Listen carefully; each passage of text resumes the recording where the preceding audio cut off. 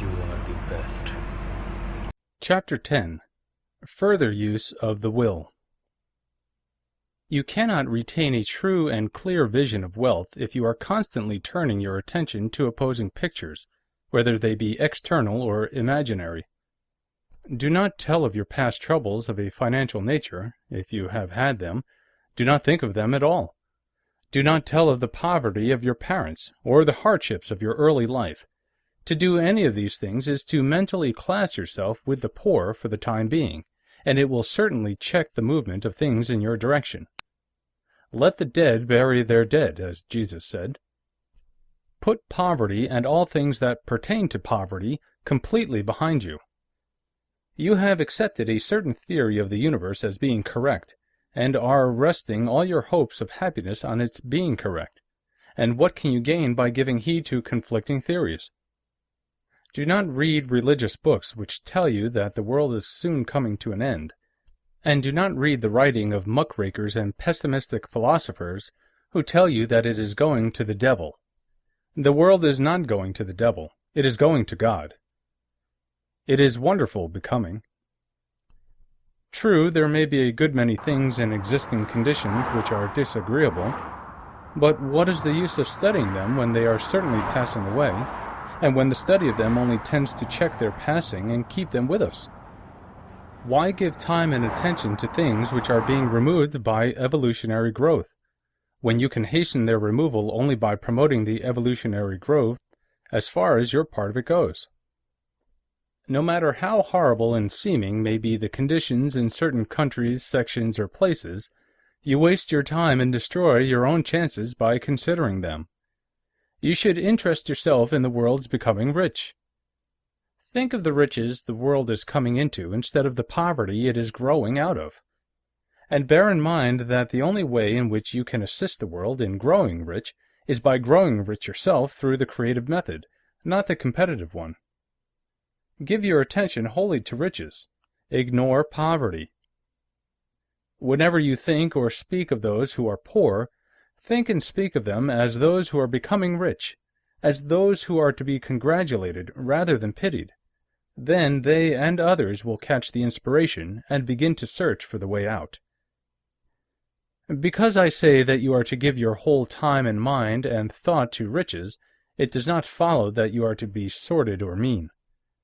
To become really rich is the noblest aim you can have in life, for it includes everything else.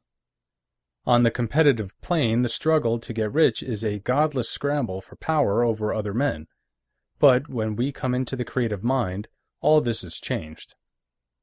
All that is possible in the way of greatness and soul unfoldment, of service and lofty endeavor, comes by way of getting rich. All is made possible by the use of things. If you lack for physical health, you will find that the attainment of it is conditional on your getting rich.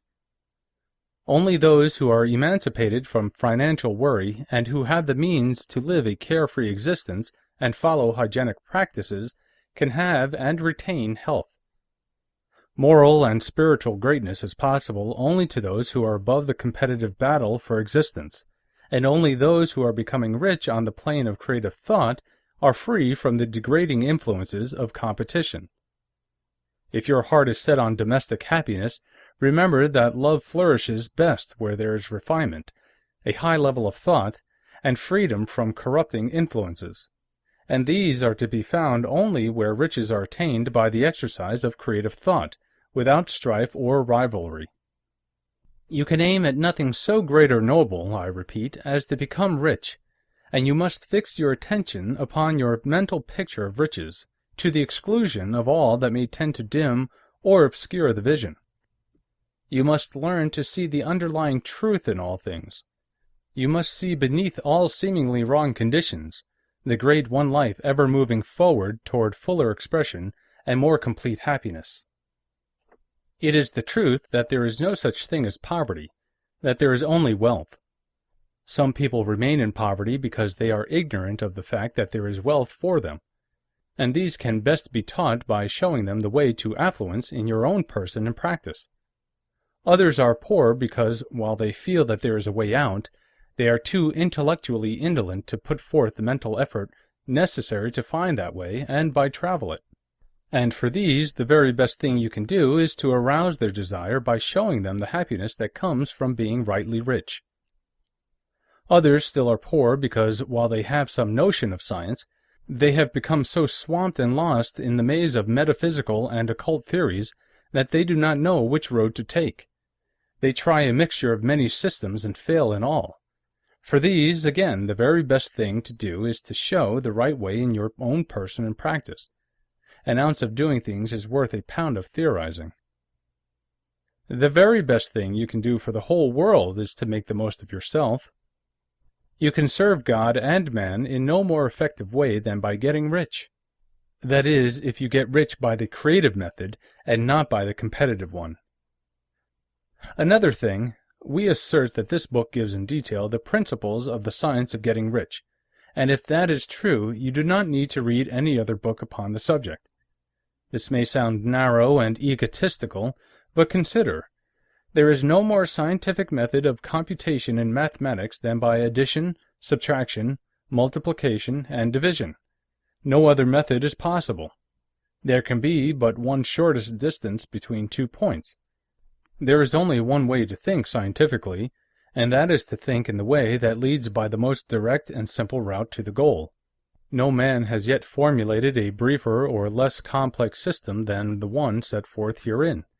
It has been stripped of all non-essentials. When you commence on this, lay all others aside. Put them out of your mind altogether. Read this book every day. Keep it with you. Commit it to memory, and do not think about other systems and theories. If you do, you will begin to have doubts, and to be uncertain and wavering in your thought. And then you will begin to make failures. After you have made good and become rich, you may study other systems as much as you please, but until you are quite sure that you have gained what you want, do not read anything on this line but this book, unless it be the authors mentioned in the preface. And read only the most optimistic comments on the world's news, those in harmony with your picture. Also, postpone your investigations into the occult.